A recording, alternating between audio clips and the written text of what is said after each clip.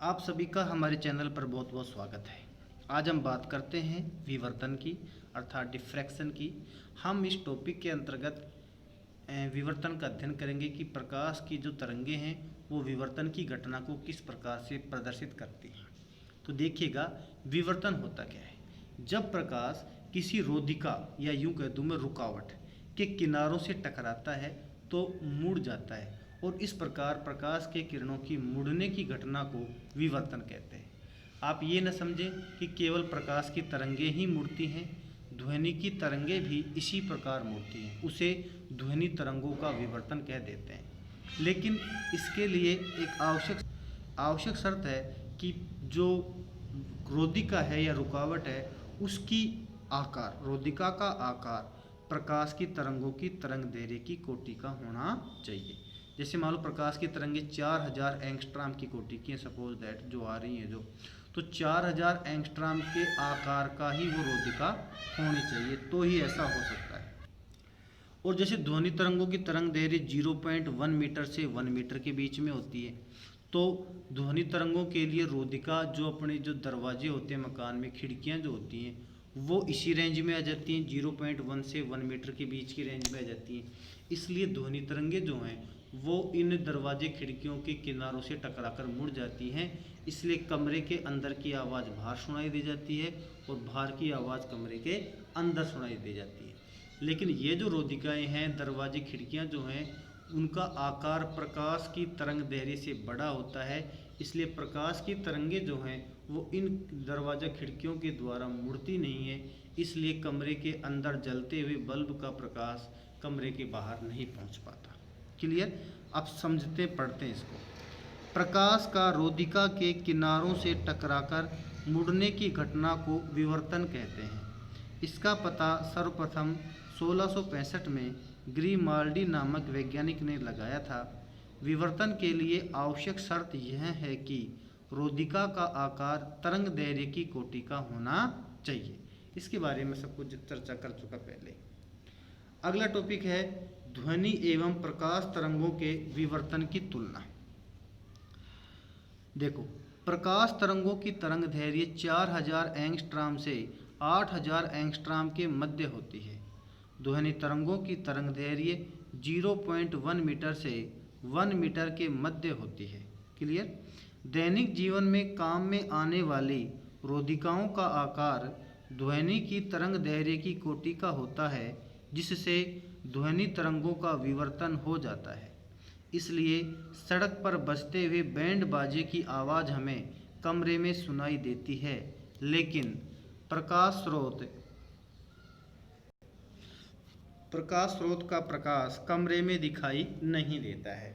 Clear? इसके बारे में चर्चा ओपनिंग में कर ली थी और आपको ये समझ में आ गया होगा। एग्जाम में विवर्तन की परिभाषा भी पूछी जाती है और ध्वनि तरंगों और प्रकाश तरंगों के विवर्तन की तुलना का जो हमने सेकंड टॉपिक अभी पढ़ा है, ये भी एग्जाम में पूछा जाता है। आप इन दोनों टॉपिक को अच्छे से याद करें, क्योंकि 1 नंबर का 2 नंबर का सवाल इनसे बना हुआ है पहले भी एग्जाम में। अगला टॉपिक है विवर्तन के प्रकार, टाइप ऑफ डिफ्रैक्शन। प्रकाश के विवर्तन की घटना को 2 वर्गों में विभाजित किया जा सकता है। भाई, विवर्तन जो है वो 2 प्रकार का होता है। नंबर 1 है फ्रेनल विवर्तन और दूसरा है, तो विवर्तन के 2 प्रकार होते हैं। पहला है फ्रेनल विवर्तन और दूसरा है फ्रानहाफर विवर्तन। चलो हम पहले बात करते हैं फ्रेनल विवर्तन की। क्लियर? तो देखो इसमें क्या होता है कि विवर्तन में 3 चीज़ें होती हैं। पहला तो प्रकाश स्रोत जिससे कि प्रकाश निकलता है, दूसरा रोधिका और तीसरा पर्दा जिस पर विवर्तन का प्रतिरूप बनता है। क्लियर? तो 3 चीज़ें होती हैं, प्रकाश स्रोत, रोधिका और पर्दा। जैसे मैं आपको डायग्राम दिखाऊं इसका पहले, जैसे ये इसका डायग्राम देखिए आप, इसमें 3 चीज़ें हैं। ये प्रकाश स्रोत है, ये रोधिका कह दो या द्वारक कह दो, और ये है पर्दा। क्या है ये? पर्दा। तो 3 चीज़ें हैं। अगर मान लीजिए कि ये द्वारक से या रोधिका से प्रकाश स्रोत और पर्दा दोनों अगर सीमित दूरी पर हों, किसी फिक्स दूरी पर हों, तो जो विवर्तन होता है उसे कहते हैं हम फ्रेनल विवर्तन। तो इसकी डेफिनेशन क्या बनेगी कि जब प्रकाश स्रोत तथा पर्दा रोधिका से सीमित दूरी पर हो तो इस विवर्तन को फ्रेनल विवर्तन कहते हैं।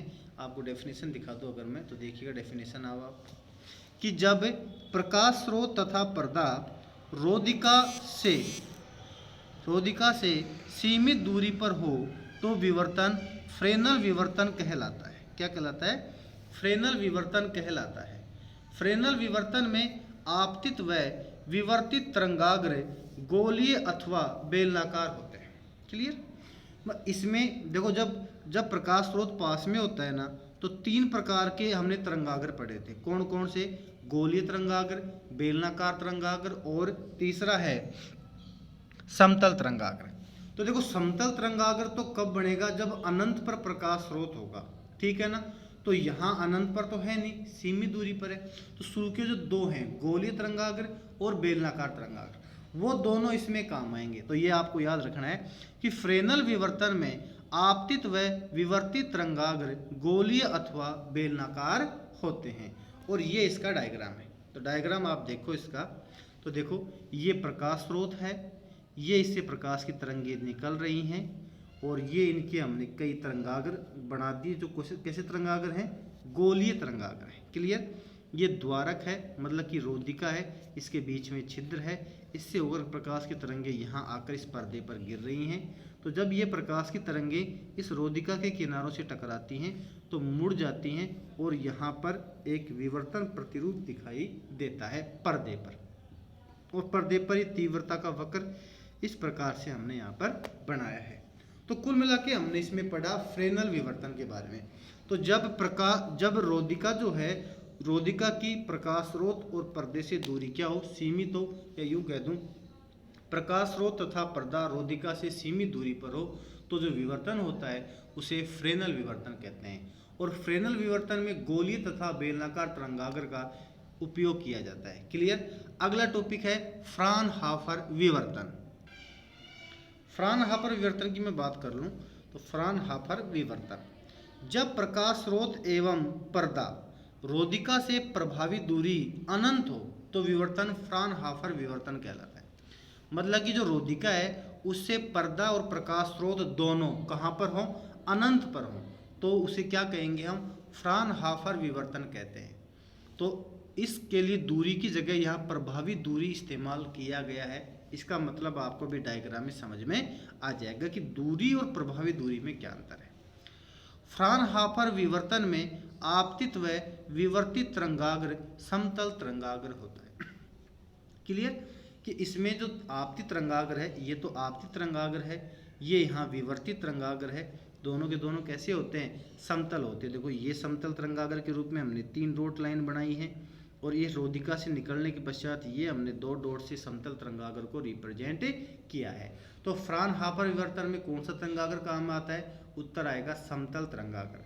सवाल बनेगा फ्रेनल विवर्तन में कौन सा तरंगाग्र काम आता है? उत्तर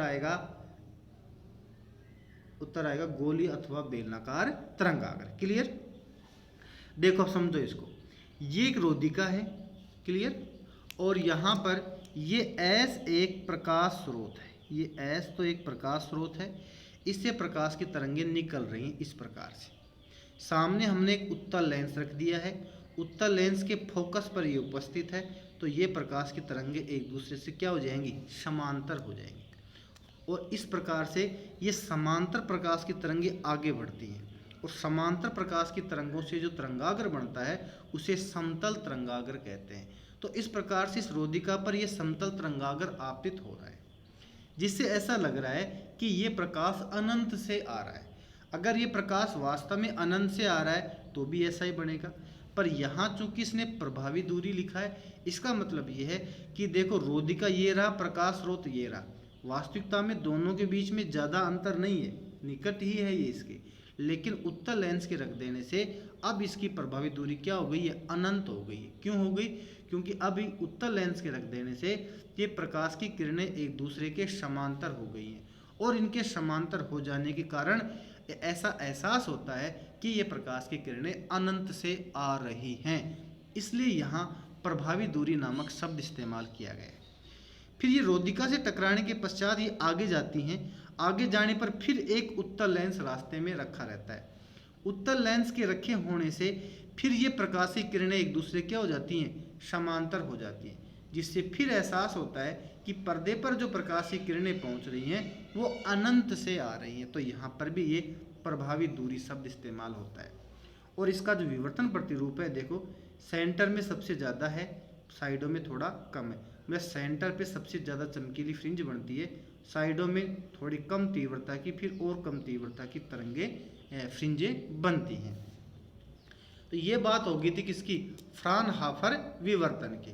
अब चलते हैं हम अगला टॉपिक, और अगला टॉपिक है कि एकल झिर्री के कारण विवर्तन, फ्राउनहोफर विवर्तन। टॉपिक काफ़ी इंपॉर्टेंट है, एग्जाम में पूछा गया है, कई बार का पूछा हुआ है, कई बार का एग्जाम में पूछा हुआ है, और आपको बहुत ज़्यादा ध्यान देना पड़ेगा इसको समझने के लिए। हर साल शायद एग्जाम में पूछा जाता है, और आपको हो सकता है कि 2021 के बोर्ड पेपर में भी ये आपसे पूछा जाए, इसलिए आपको ये बहुत ध्यान से समझना होगा। हर बार इसमें थोड़ा थोड़ा चेंजेज आता है, हल्का हल्का चेंजेज आता है, उस चेंजेज को आपको यहाँ समझना है कि मतलब कि सवाल तो यही होता है, लेकिन अंत में एक आध लाइन में कुछ एक्स्ट्रा पूछता है, उस एक्स्ट्रा को आपको इसमें समझना होगा। देखिएगा, Fraunhofer diffraction due to single slit. ये देखो पैरेलल प्रकाश की तरंगे आ रही हैं स्रोत एस से, पैरेलल आ रही है, इसका मतलब स्रोत एस कहाँ है, अनंत पर है, या फिर अगर लिमिटेड दूरी पर भी है तो यहाँ कोई लेंस लगा हुआ है, उत्तल लेंस, जिसकी वजह से ये समांतर प्रकाश की तरंगे आ रही हैं।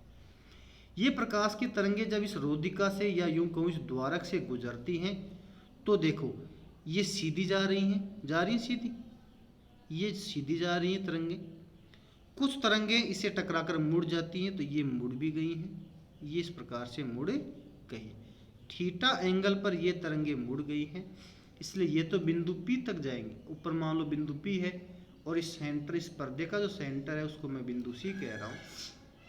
तो इस प्रकार से एकल झिर्री से फ्राउनहोफर विवर्तन होता है, या इसको एकल स्लिट द्वारा विवर्तन भी कहते हैं।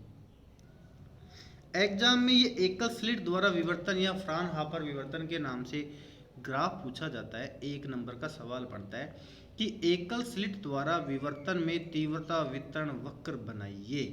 तो ये आपको वहाँ पर बनाना होगा, और आपको ये ग्राफ अच्छे से याद होना चाहिए। 1 नंबर का सवाल, मतलब 4 नंबर का जब बड़ा सवाल बनता है तो उसके लास्ट में ये 1 नंबर का मैटर ऐड रहता है। देखिएगा ध्यान से कि ये डॉटेड लाइन है, क्लियर, इस डॉटेड लाइन से, डॉटेड लाइन ये इसका पर्दे का सेंटर है, यहाँ पर सबसे अधिक तीव्रता की फ्रिंज बनती है, तो यहाँ तीव्रता ज़्यादा है, और तीव्रता आई को लिखा या आई बराबर आई ई साइन एल्फा अपॉन एल्फा का होल स्क्वायर, क्लियर, ये यहाँ पर लिखा हुआ है। लेकिन आपको बताया था कि इससे अगला जो बनता है वो थोड़ा कम तीव्रता का बनता है, अगला और कम तीव्रता का बनता है।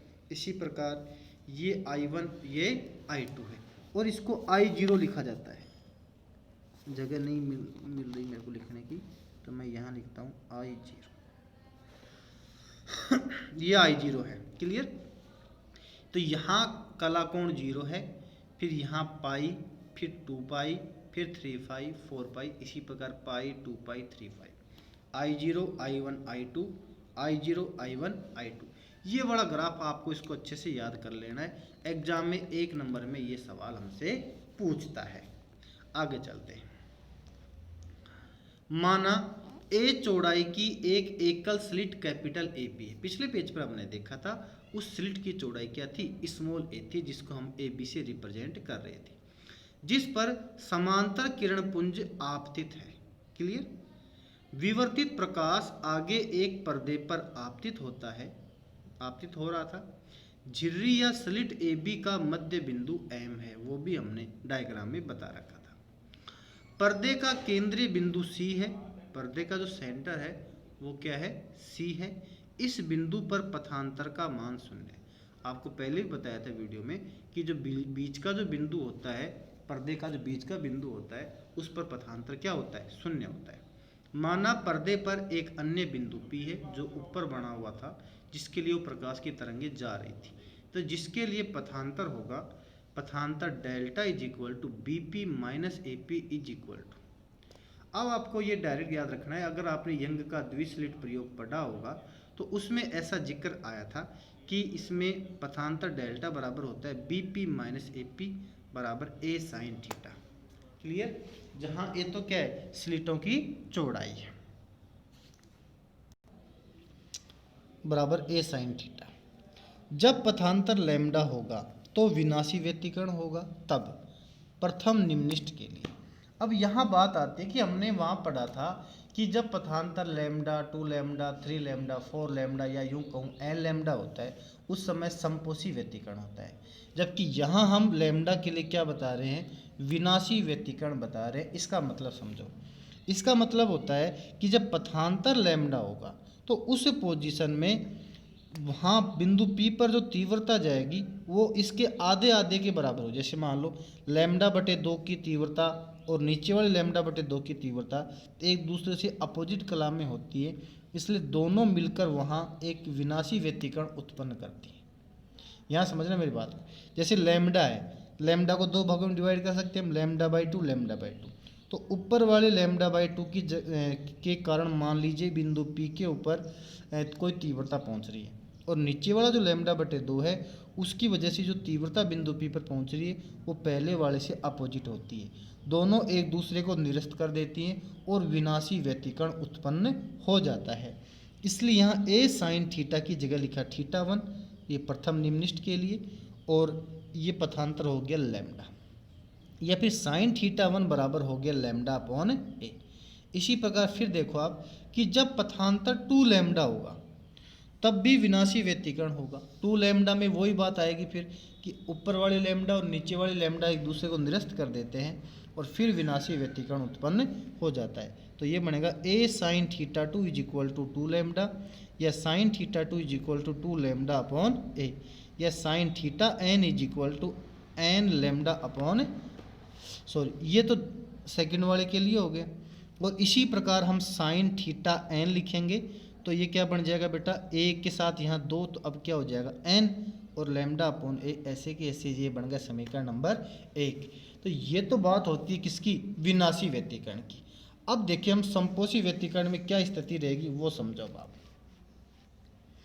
कि जब पथांतर लैम्डा बटे 2 का विषम गुणज हो तो समपोषी व्यतिकरण। इसका मतलब ये है कि लैम्डा बटे 2 का विषम गुणज होगा, अर्थात 3 लैम्डा बटे 2 होगा, 5 लैम्डा बटे 2 होगा। तो उसमें क्या, जिस मान लो 3 लैम्डा बटे 2 है तो इसमें 3 टुकड़े हो गए, लैम्डा बटे 2, लैम्डा बटे 2 और फिर लैम्डा बटे 2। तो ऊपर वाले लैम्डा बटे 2 को बीच वाला लैम्डा बटे 2 काट देता है, लेकिन फिर भी एक लैम्डा बटे 2 बच जाता है, उसकी तीव्रता बिंदु P पर पहुंचती है और वहां पर चमकीली फ्रिंज बनती है, इसलिए उसे समपोषी व्यतिकरण कहा गया है। क्लियर? इस वजह से हमने यहाँ लिख दिया कि A sine θn is equal to 2n plus 1 lambda by 2। Clear? या sine θn is equal to 2n plus 1 lambda upon 2a, समीकरण नंबर 2। तो समीकरण 1 व 2 में θn उस दिशा को इंगित करता है जिस ओर क्रम से निम्निष्ठ तथा उच्चिष्ट बनते हैं। देखो यहाँ समपोषी व्यतिकरण था तो यहाँ तो क्या बनेंगे, उच्चिष्ट बनेंगे। पहले वाले में विनाशी व्यतिकरण था तो वहाँ पर क्या बनेंगे, निम्निष्ठ बनेंगे। कुल मिला के बात है कि ये जो टॉपिक है इसमें कोई तारतम्यता नहीं बन रही है, आप इसको बार बार पढ़ें और इसको अच्छे से याद कर लें क्योंकि एग्जाम में ये जरूर पूछा जाता है। अगला टॉपिक, विवर्तन एवं व्यतिकरण एवं विवर्तन के प्रकार। Difference between interference and diffraction. देखिए व्यतिकरण और विवर्तन दोनों आपके पढ़े हुए हैं, बस उसको समझ लो आप। व्यतिकरण में क्या होता है कि इसमें दो प्रकाश स्रोत होते हैं और उनसे जो तरंगें निकलती हैं वो आपस में अध्यारोपित होती हैं। देखो व्यतिकरण 2 संकीर्ण स्लिटों से निकलने वाली तरंगों के मध्य अध्यारोपण से उत्पन्न होता है, और विवर्तन जो है वो एक ही स्लिट से प्रकाश की तरंगें निकलती है और उसी स्लिट के किनारों से टकराती है और टकराकर मुड़ जाती है, इसलिए विवर्तन उत्पन्न होता है। तो देखो आप कि विवर्तन एकल स्लिट से निकलने वाली तरंगों के मध्य अध्यारोपण से उत्पन्न होता है। नंबर 2, व्यतिकरण प्रतिरूप में सभी दीप्त फ्रिंजों की तीव्रता समान होती है। इसका मतलब भी समझो कि जो व्यतिकरण प्रतिरूप होता है उसमें सभी दीप्त फ्रिंजों की तीव्रता समान, मतलब कि व्यतिकरण प्रतिरूप में भी यंग के द्विस्लिट प्रयोग में आपने देखा था कि उसमें सबसे बीच में दीप्त बन रही थी, फिर अदीप्त, फिर दीप्त, फिर अदीप्त, ऐसी बन रही थी। तो उसमें जितनी भी दीप्त तरंगें थी उन सबकी तीव्रता समान है, मतलब सभी दीप्त तरंगों की चमक बराबर थी। किसमें? व्यतिकरण में। लेकिन विवर्तन में ऐसा नहीं होता है। विवर्तन में जो सेंटर पर जो दीप्त फ्रिंज बनती है उसकी चमक सबसे ज़्यादा होती है, अगली वाली दीप्त की उससे कम होती है, फिर उससे कम होती है, फिर उससे कम होती है। इस प्रकार दीप्त फ्रिंजों की तीव्रता लगातार कम होती चली जाती है। देखो आप, विवर्तन प्रतिरूप में केंद्रीय चमकीला उच्चिष्ट होता है जबकि अन्य चमकीले बैंड अपेक्षाकृत कम चमकीले होते हैं। तीसरा नंबर देखो अब आप, जिन बिंदुओं पर व्यतिकरण उच्चिष्ट प्राप्त होता है, मतलब जिन बिंदुओं पर व्यतिकरण उच्चिष्ट प्राप्त होता है, मतलब कि वहाँ संपोषी व्यतिकरण के लिए सीधा सीधा संबंध था कि जब पथांतर एन लैम्डा था तो संपोषी व्यतिकरण था, संपोषी व्यतिकरण के लिए वहाँ उच्चिष्ट प्राप्त होता था। मतलब जब चमकीली फ्रिंज बनती है ना तो उच्चिष्ट प्राप्त होता है, मतलब अधिक चमक वाला प्राप्त होता है। जबकि इसमें सिस्टम थोड़ा अपोजिट है। सिस्टम अपोजिट क्या है कि इसमें हमने देखा था कि जहाँ हमने डेल्टा संपोषी का लिखा था वहाँ तो विनाशी हुआ था, और जहाँ विनाशी का लिखा था वहाँ समपोषी का हुआ था। इस वजह से उन बिंदुओं पर विवर्तन निम्निष्ठ प्राप्त होते हैं, और इसका विपरीत भी सत्य है। मतलब जिन बिंदुओं पर व्यतिकरण उच्चिष्ट प्राप्त होते हैं उन बिंदुओं पर विवर्तन क्या होते हैं? निम्निष्ठ प्राप्त होते हैं। अगला, व्यतिकरण निम्निष्ठ की तीव्रता शून्य होती है। मतलब इसमें व्यतिकरण की जो घटना है उसमें जो निम्निष्ठ प्राप्त होता है, यूं कहूँ जो काली फ्रिंज प्राप्त होती है उसकी तीव्रता शून्य होती है, बिल्कुल काली होती है, चमक बिल्कुल नहीं होती उसमें। क्लियर? लेकिन इसमें ऐसा नहीं है, विवर्तन निम्निष्ठ की तीव्रता अशून्य होती है। मतलब चमकीली फ्रिंज भी चमकीली होती है, पर जो काली फ्रिंज बनती है उसमें भी हल्की फुल्की चमक जरूर होती है, जबकि व्यतिकरण में ऐसा नहीं होता। इस प्रकार ये टॉपिक फिनिश होता है। आगे की बात हम अगले वीडियो में करेंगे। धन्यवाद।